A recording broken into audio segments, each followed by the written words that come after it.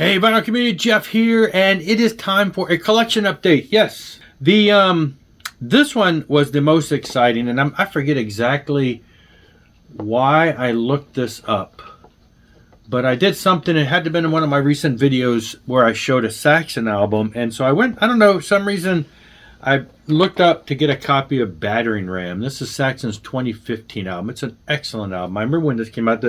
It's just it's a great album. Queen of Hearts. I just love the riff in that. But I looked it up to get a copy, and I stumbled across a copy on Discogs, which is the box set edition. Now, normally I don't buy things from overseas because shipping and everything, the cost tends to be pretty exuberant. And I think this one came from Germany. But this person, so this album pretty much always, everywhere I see it, if you find it, $50 plus. If you know, more than that, usually 50. I think it's the lowest I've seen it, and then you got all the shipping. But here was a copy of the box set for like 26 bucks. And the shipping was only $12. And I'm like, so you're telling me I can get a copy of the box set for like 30-something dollars total? It seemed too good to be true, but it was the absolute lowest priced listing of this album on Discogs. So I ordered it. Pulled the trigger, boom, ordered it. So I'm like, let's see if I really get it. Anyway, so sure enough, next day I get an email from the guy. He's like, he says, I just realized, he said, the box set doesn't have the t-shirt, or the box set was supposed to have a t-shirt, the CD, the vinyl, a little card in there with the number on it and everything, and a bonus live CD from 2011. So he said the box set does not have the t-shirt or the CDs. And I forgot to list that in the thing, so would you like a refund? So he realized his mistake. So I looked it up real quick, and I thought, well, what am I missing? The CD, which I already have, and then this bonus CD. So it didn't have either CDs? Like, no, it has no CD. So the bonus CD would have been nice to have of a live show. I didn't care about the t-shirt.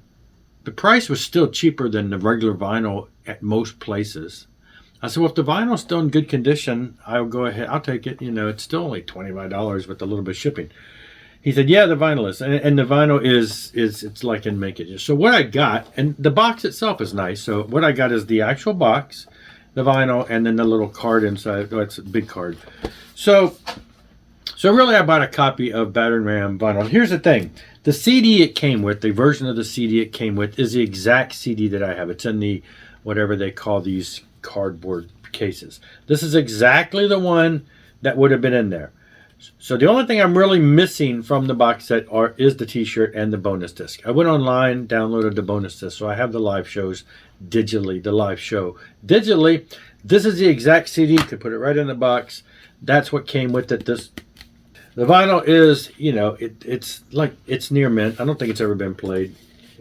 Everything is exactly like, you know, that would have been. Got the insert and everything. So really I bought the vinyl in a nice cool box. It's got the download card, which doesn't work 8 years later. Surprise, surprise.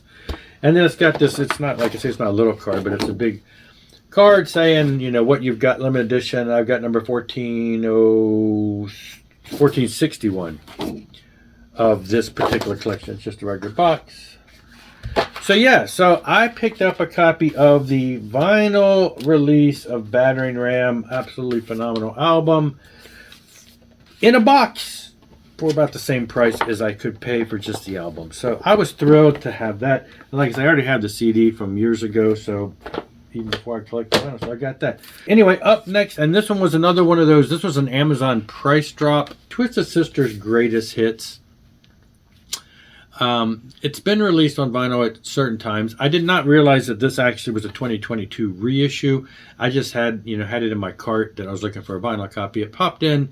The thing that's a little different from the actual CD is, so it's got the best of, which is the first two sides, and then It's got some live stuff, which was also on the CD, but this actually has some more live stuff. So it's got live stuff from Hammersmith Odeon and Marquee, which the whole album of that had been released on vinyl a couple years ago. So we've already got that whole thing.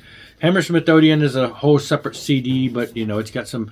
So the original release of this had live tracks.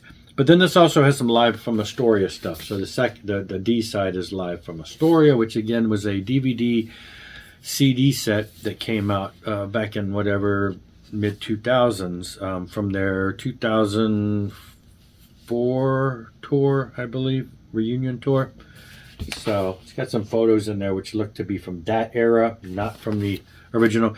So the first two albums, just best of. I got songs from all their albums, even a couple from Love Is for Suckers. It goes all the way up to there.